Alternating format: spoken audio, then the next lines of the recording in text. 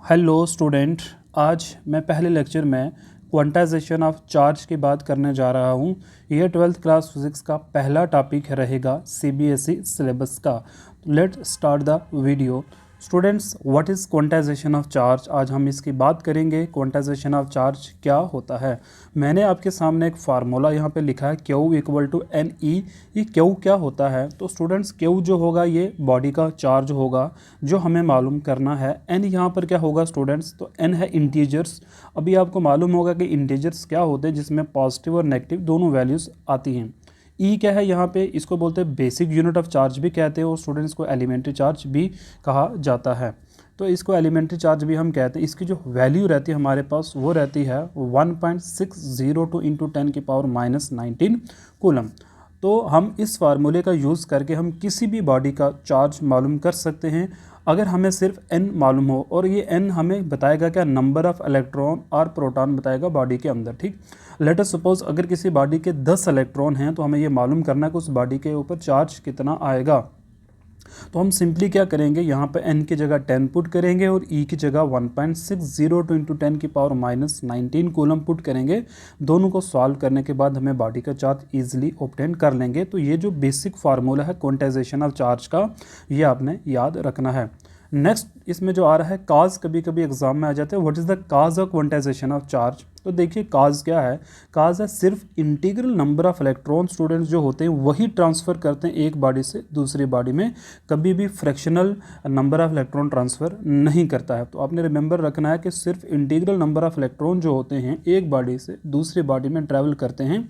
ये है quantization of charge का जो काज है हमारे पास स्टूडेंट्स। एंड आज का जो लास्ट कंसेप्ट रहेगा वो है total charge of a body हम किस तरीके से कैलकुलेट कर सकते हैं। तो स्टूडेंट्स, इसका अगर आप किसी बॉडी के पास n1 number of electrons and n1 number of protons हो और n2 नंबर ऑफ इलेक्ट्रॉन्स हो, तो हम इस फार्मूले का यूज़ करके हम क्या कर सकते हैं, टोटल चार्ज बॉडी का मालूम कर सकते हैं। तो चलिए एक एग्जाम्पल की बात करते हैं किस तरीके से हम इस फार्मूले का यूज़ करके बॉडी का चार्ज मालूम कर सकते हैं। तो लेट अस सपोज स्टूडेंट्स, मेरे पास एक बॉडी है, मान लेते हैं मेरे पास सोडियम है। तो मुझे सोडियम का चार्ज मालूम करना है और मैं यहाँ पे प्लस सिंबल डाल रहा हूँ। तो इसका क्या मतलब है कि इसका चार्ज कितना होगा? तो उससे पहले स्टूडेंट्स, आप सब जानते हो कि इसका चार्ज पॉजिटिव है, बट हमें कैसे मालूम चलेगा कि इसका चार्ज पॉजिटिव ही होता है? तो हम क्या करेंगे, एक आपको मालूम है कि NaCl एक रिएक्शन होती है हमारे पास और इसका जो कॉमन नाम होता है इसको बोलते हैं common salt, that's sodium chloride. तो आप सब जानते हैं स्टूडेंट, जब यहाँ पे रिएक्शन होती है तो सोडियम क्या करता है, मैं अलग से लिखता हूँ। सोडियम क्या करता है, अपना एक इलेक्ट्रॉन किसको दे देता है? क्लोरीन को दे देता है। बट शेयरिंग करने से पहले सोडियम के पास कितने नंबर ऑफ इलेक्ट्रॉन्स होते हैं? तो सबको मालूम है 11 नंबर ऑफ इलेक्ट्रॉन्स होते हैं एंड 11 नंबर ऑफ प्रोटॉन्स होते हैं। और क्लोरीन के पास 17 नंबर ऑफ इलेक्ट्रॉन्स होते हैं एंड 17 नंबर ऑफ प्रोटॉन होते हैं। तो स्टूडेंट्स, अब हमें ये मालूम करना है कि अभी देखिए जो सोडियम है ये न्यूट्रल है, because equal number of electron and proton है, और क्लोरीन भी अभी न्यूट्रल में है क्योंकि equal number of electron and proton है इसके पास। दैट्स इलेक्ट्रॉन एंड ये हमारे पास प्रोटॉन आ गए, ये इलेक्ट्रॉन आ गए और ये क्या आ गया? प्रोटॉन आ गए। अब सब जानते हो जब इनकी रिएक्शन होती है तो रिएक्शन होने के बाद क्या होता है, मतलब जब ये कंबाइन होते हैं तो यहाँ पर एक प्लस का सिंबल आता है और यहाँ पे एक माइनस का सिंबल आता है। ऐसा क्यों होता है? तो आप सब जानते हो जो सोडियम की इलेक्ट्रॉनिक कन्फिगरेशन होती है दैट्स 281 होती है, और जो क्लोरीन की इलेक्ट्रॉनिक कन्फिगरेशन होती है दैट्स 287 होती है। अब सब जानते हो कि ये जो एक इलेक्ट्रॉन है सोडियम का, ये ईजिली यहाँ से क्या हो जाएगा, शेयर कर देगा किसको? क्लोरीन को। और यहाँ पे जो 7 इलेक्ट्रॉन्स हैं ये ईजिली इसको ऑब्टेन कर लेगा, क्योंकि ये रिमूव तो नहीं कर सकते अपने इलेक्ट्रॉन, किसी को दे नहीं सकते क्योंकि 7 इलेक्ट्रॉन तो बहुत ज़्यादा है। तो ये ईजिली अपना एक इलेक्ट्रॉन इसको दे देगा। तो अभी क्या होगा, जब इसने अपना एक इलेक्ट्रॉन दे दिया तो ओबियसली बात है इलेक्ट्रॉन 10 रह जाएंगे और प्रोटॉन कितने रह जाएंगे? इसके पास 11 प्रोटॉन रह जाएंगे, क्योंकि एक इलेक्ट्रॉन तो इसने शेयर कर दिया। क्लोरीन में क्या होगा, पहले थे स्टूडेंट हमारे पास क्लोरीन में 17 इलेक्ट्रॉन थे, अभी एक इलेक्ट्रॉन रिसीव करने के बाद क्लोरीन के पास हो जाएंगे 18 number of electrons and 17 number of protons हो जाएंगे। तो रिमेंबर इट, ये हमारे पास आ गए इलेक्ट्रॉन और ये आगे प्रोटॉन, ये आगे इलेक्ट्रॉन और ये क्या आगे? प्रोटॉन।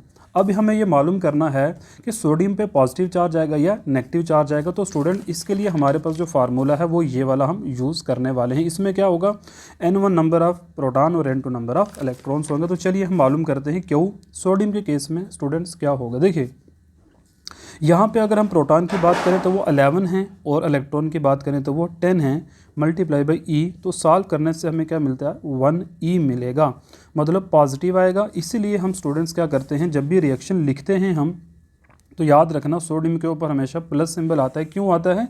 क्योंकि ये फार्मूला ही कहता है कि इसके ऊपर प्लस सिंबल ही आएगा। अभी क्लोरीन की अगर हम बात करें स्टूडेंट्स, तो क्लोरीन के पास क्या होगा, चार्ज क्या होगा, नेगेटिव होगा या पॉजिटिव होगा। चलिए फार्मूले से हम मालूम करते हैं। दैट्स 17 हमारे पास नंबर ऑफ प्रोटॉन आ गए और 18 नंबर ऑफ क्या आ गए, इलेक्ट्रॉन आ गए। तो इसको सॉल्व आउट करने से हमें -1 ई मिलेगा। इसका मतलब है क्लोरीन के ऊपर नेगेटिव चार्ज ही आता है। क्लोरीन के ऊपर क्या आएगा, नेगेटिव चार्ज। कितना नेगेटिव आएगा, 1 के बराबर आएगा। किसने बताया, इस फार्मूले ने हमें बताया। ठीक है, तो ये फार्मूला बड़ा ही यूज़फुल रहेगा स्टूडेंट्स, तो इसको आपने याद रखना है। ये इस फार्मूले से एक तो हमें ये मालूम चलता है कि पॉजिटिव आएगा चार्ज या नेगेटिव आएगा, दूसरा कितना आएगा। मतलब जैसे यहाँ पे 1 पॉजिटिव आया तो वह भी हमने इस फार्मूले से स्टूडेंट्स मालूम किया कि 1 पॉजिटिव ही आता। अगर यहाँ पे 2 आता तो हम क्या करते, यहाँ पे 2 पॉजिटिव ही लिखते। तो ये फार्मूला है और ये सारा होता है क्वांटाइजेशन ऑफ चार्ज की वजह से। आई होप कि आपके जो कंसेप्ट है वो क्लियर हो गए होंगे students. Work hard, dream big, success always comes with hard work.